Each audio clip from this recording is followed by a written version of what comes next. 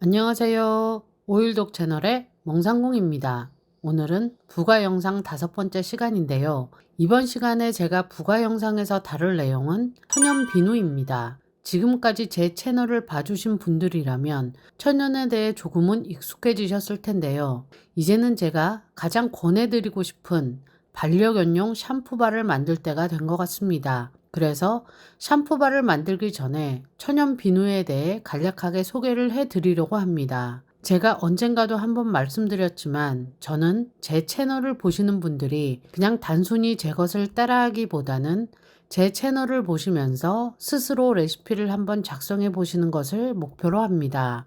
이유는 각자의 집에서 살고 있는 똥강아지들은 다 다를 테니까 각자의 환경에 맞는 제품들을 만들어서 각자의 반려견에게 최상의 제품으로 관리해 주기를 바라기 때문입니다. 저는 그저 반려인들이 그렇게 될 수 있도록 도와드릴 수 있는 역할을 할 뿐입니다. 그럼 지금부터 천연 비누에 대해서 알아보도록 하겠습니다. 천연 비누란 무엇일까요?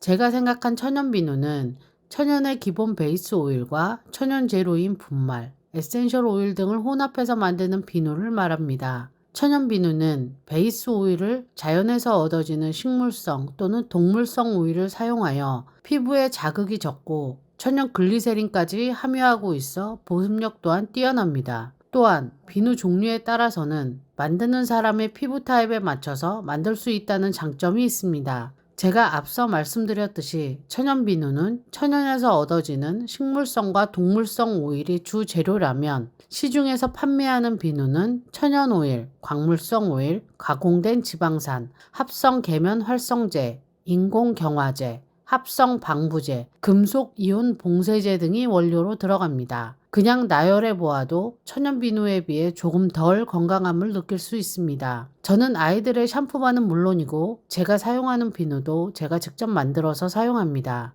이유는 제 피부는 건성입니다.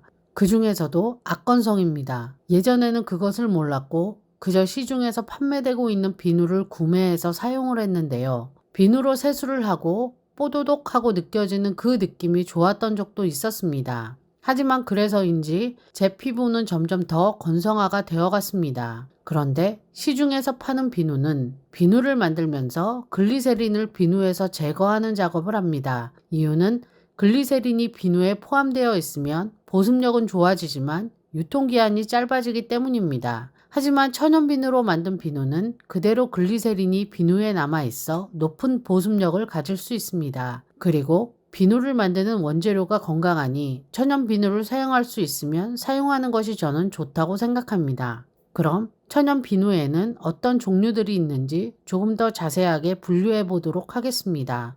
첫 번째로 천연을 처음 배우시는 분들이 가장 손쉽게 만들어 볼 수 있는 MP 비누입니다. 우리말로는 녹여붓기 비누라고도 합니다. MP 비누는 말 그대로 비누의 베이스를 구입해 열로 녹인 후 첨가물과 향오일을 넣고 틀에 부어 굳혀서 사용하는 비누입니다. 몰드의 모양에 따라서 다양한 모양의 비누를 만들 수 있습니다. 장점은 간단하게 만들어 바로 사용할 수 있다는 점이고 단점이라면 내가 원하는 효능의 비누를 만들 수 없다는 점입니다. MP 비누는 비누 베이스를 녹여서 만드는 것인데 비누 베이스의 종류가 많지 않습니다. 천연 쇼핑몰에 가시면 비누 베이스를 판매하고 그것을 구입하셔서 만드는 것이기 때문에 선택의 폭이 넓지 않습니다. 그리고 제가 MP 비누에 대해서 꼭 말씀드리고 싶은 것이 있는데요. MP 비누는 인터넷 쇼핑몰에 천연 비누라고 하면서 가장 저렴한 가격에 가장 많이 판매하는 비누일 것입니다. 그런데 MP 비누를 만들면서 향 오일로 프레그런스 오일을 넣는 경우가 대부분일 것입니다. 이유는 간단하겠죠. 가격이 저렴하고 향이 좋으니까요. 하지만 또 제가 말씀드리지만 천연 비누를 사용하는 것은 몸에 좋은 건강함을 위해서가 아닐까요?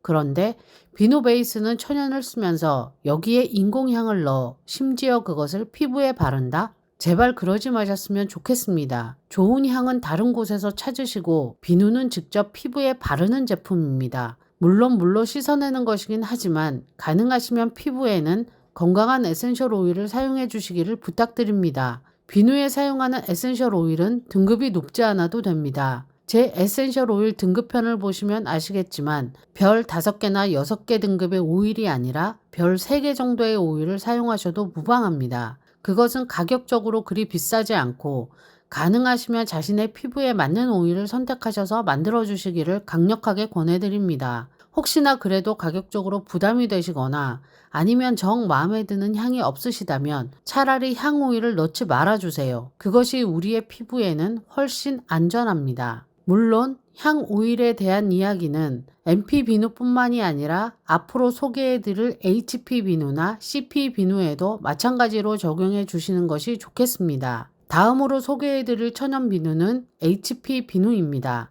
이 비누는 고온 가공법으로 가공 과정에서 물리적인 열 처리를 통해 비누화 과정을 빠르게 이끌어내는 제조 방식입니다. 고온 가공법 비누는 비누 원료의 온도를 70도 이상에서 교반하여 비누화 반응을 빠르게 이끌어낸 후 중탕 등을 거쳐 만드는 것이 특징입니다.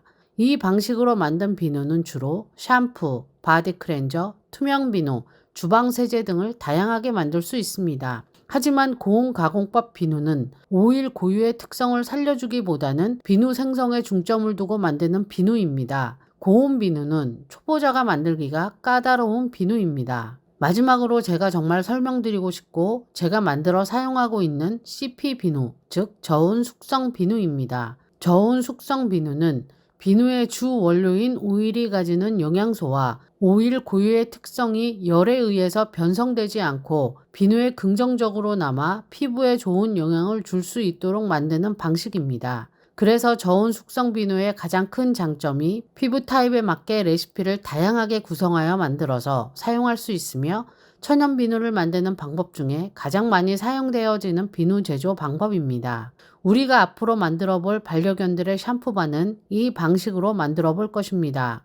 아토피를 앓고 있는 아이들은 아토피에 좋은 베이스 오일을 사용하고 건성인 피부, 지성인 피부에 따라 그리고 견종의 특성에 맞게 효과가 좋은 베이스 오일과 첨가물 그리고 에센셜 오일의 블렌딩으로 최대한 아이들에게 맞춤으로 만들어서 사용해 볼 예정입니다. 이 외에도 조물락 비누나 리매칭 비누가 있긴 하지만 자주 사용하는 비누가 아니므로 오늘은 설명을 생략하겠고요. 혹시나 기회가 된다면 한번 만들어 보면서 설명을 해보도록 하겠습니다. 이상으로 오늘 천연 비누에 대한 소개를 마치고 다음 시간에는 지난번부터 계속되고 있는 아토피성 피부염을 앓고 있는 반려견들에게 효과적인 CP 비누를 만들어 보도록 하겠습니다. 그리고 CP 비누를 한번 만들어 본 후에 다시 한번 설명할 부분에 대해서는 설명해 보도록 하겠습니다. 원래 CP 비누를 만들기가 가장 좋은 계절은 봄과 가을입니다. 얼마 전까지도 너무 더워서 CP 비누 만드는 것을 살짝 미루고 있었는데 날씨가 갑자기 쌀쌀해지는 바람에 지금 멍상공은 급 당황 중입니다. 그래서 이제부터는